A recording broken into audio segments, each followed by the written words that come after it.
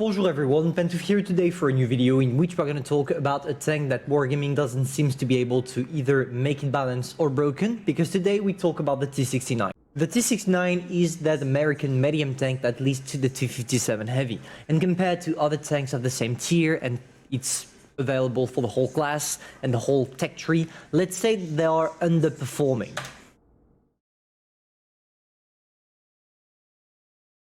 When you take a look at the tier 8 food chain, you will see that the T-69 doesn't shine compared to others. It's not the biggest DPM, it's not the best mobility, it doesn't have anything that makes it spicy or specific enough for you to be able to enjoy it. And this table right there proves it. Just take a look at that. Even if your DPM is not the worst, sitting at 2.3k per minute, let's say that due to the recent buffs that occurred during the 8.5 update, you are still below. Look at this, you are the only autoloader medium tank at tier 8. What I mean by that is from the tech tree, and it shows on multiple statistics. The only thing that makes it cool enough, in my opinion, is probably the weapon handling, as you can see right there, because your aim time is just insane between shots, and your gun dispersion is, let's say, correct, sitting at nearly 0.32. And even if in the past the T-69 had a lot of troubles to be popular, I feel like Wargaming did it some justice in the 8.5 update. The buff is not big, it's only about penetration, but this was the main problem that T-69 had. If you were top tier, no problem, you could have really great games, but when it came to penetrating, let's say that it was kind of bad because, well, 173, good luck with this. Of course, it did not climb up that much if you are using it regular without the good equipment to mount on, which sets you at 180 millimeters of penetration. But if you are looking closely and using the right tools, you can climb it up to nearly 190 millimeters. It's still bad compared to other mediums, but it will do the job on most tier 8 as long as you're either taking a look at the weak spot or shooting at something that is weak. But keep in mind that your best ally with this tank is your gun handling. As I just mentioned, when you equip it properly, you can lower down to great values of gun dispersion, great values of reload time, pretty much everything, which makes it relevant in my opinion. Not to mention that the tank features some troll armor all around it because it's quite round. And obviously, it's going to help you quite a lot in battle if you are lucky enough for your enemies to bounce those blades. If you're grinding the tank and looking forward to see how to equip it, there we go. First of all, and the most important one, the calibrated shells, because without them you will not be able to penetrate anything. And obviously, a tank that doesn't penetrate anything is neither a good tank to play with, neither a good tank to carry on. So yeah, you know what you had to do, calibrated shell for the win. For the rest, I'm not going to bother explaining this. Those are the items I'm using and they're working perfectly for me. You are free to do whatever you want, the only one really important being calibrated shell. Now, of course, the question is, what about the playstyle? As you have an auto-loader, not auto-reloader like a Progetto, because here you have 3 shells in the magazine, but you'll have to wait for them to be all shot before reloading. Let's say that you are in need of your team, because yeah, you have 3 shells, they are not doing that much damage, sitting at 225 per shot, but at least you reload in 12 to 13 seconds. It's enough for you to be able to push with the rest of your team as long as you're not alone, but when you are reloading and alone, well, good luck. So with this tank, always make sure that you are not alone. For example, here, if we take a look at a map, just taking 2 seconds to explain, you see that I have the mediums with me. Even if I was the first one to get to that position I took right there, I'm still going to be joined by my team, which makes it relevant and a good tactic to use.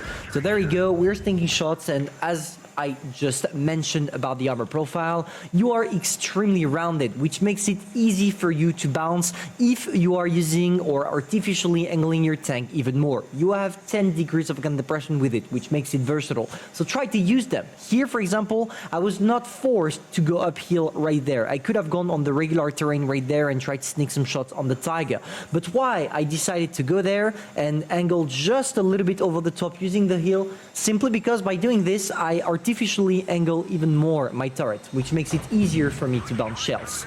I'm gonna apologize straight away for the background sound you're supposed to hear right now. It's my dishwasher working pretty well, but do not worry, let's not bother and keep competing on our game.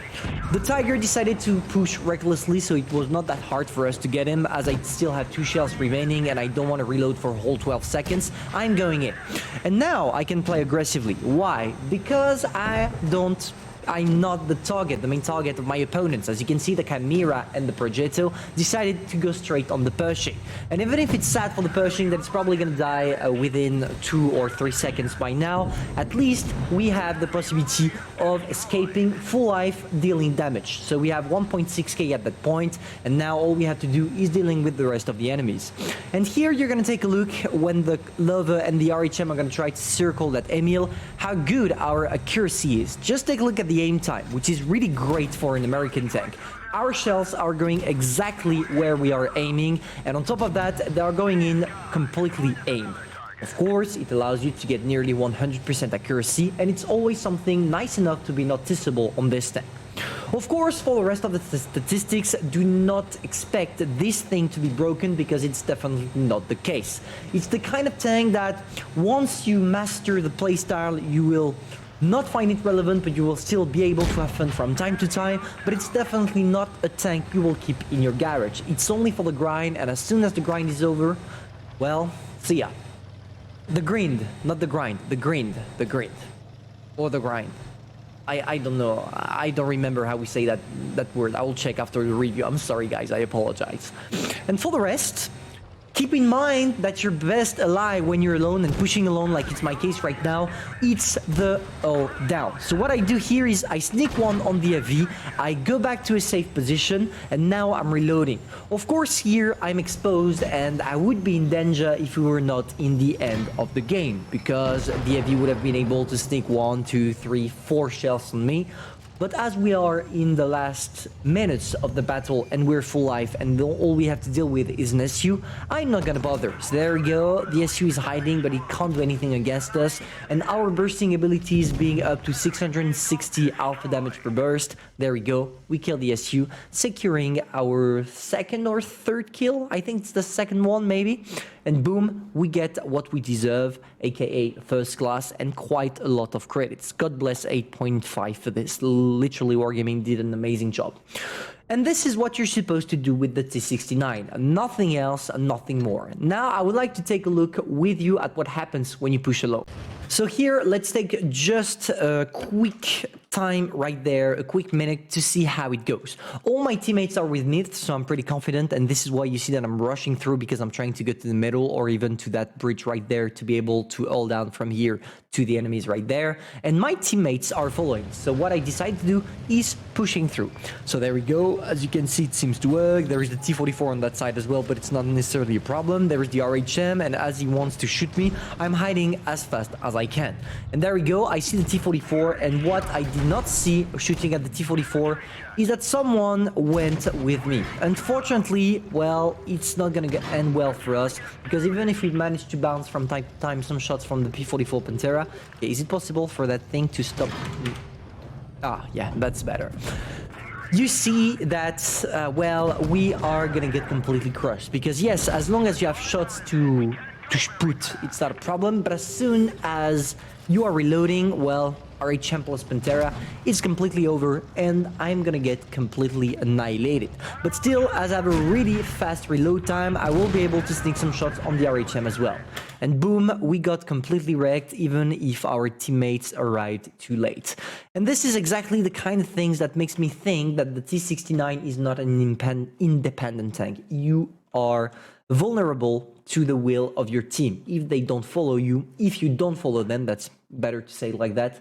If you do not follow them, you will get crushed with this tank. So yeah, keep in mind, you want to stick with the rest of your team like a good old autoloader. Now, the tank can also be workable on sniping distances and stuff, but to be fair, this is not the spirit of the tank. You're not supposed to do that. Try to go to middle fight, not necessarily brawling, but at least being the support of your medium while pushing, and you should be safe. So well, guys, I hope you enjoyed that little update about the T69 in the 8.5. If that's the case, feel free to subscribe, like, and share. And personally, I'm gonna see you soon for a new video. Bye.